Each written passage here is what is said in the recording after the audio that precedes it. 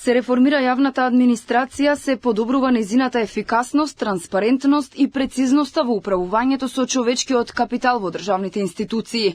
Владата го промовираше информациониот систем за управување со човечки ресурси.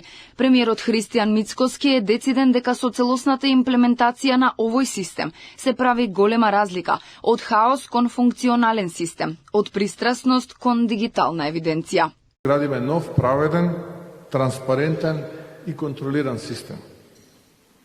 Информациониот систем за управување со човечки ресурси е алатка, но реформата е политика која ние ја застапуваме. И ние таа политика ја водиме со јасен став, администрацијата не сме да биде партиска каса, туку државен сервис. Нашата визија е јасна, да создадеме професионална, стабилна и отпорна администрација. Според министерката за финансии Гордана Димитриевска-Кочовска, овој систем ќе придонесе за прецизна и навремена пресметка на платите, намалување на административните трошоци и подобро буџетско планирање. Овој систем не е само технолошка алатка, тоа е конкретна реформа што носи директни придобивки и за управувањето со институциите и за управувањето со јавните финансии.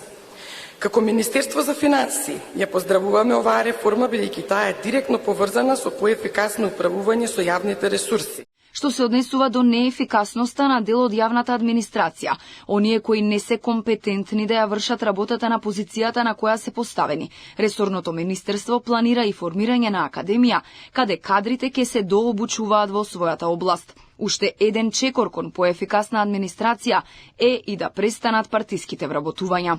И оваа дигитална платформа, која што денеска ја презентиравме, модернизираниот информацијски систем за управување со човечки ресурси, е дел од спречување на партиските вработувања. Едно од законските решенија кои што утре се на собраниска пленарна седница е и формирање на академија. Во таа академија ние сакаме да извршиме преедукација или пак да пробаме на овие постоечки вработени со цел да ги внесеме во системот, односно да ги вклучиме во процесот на работење.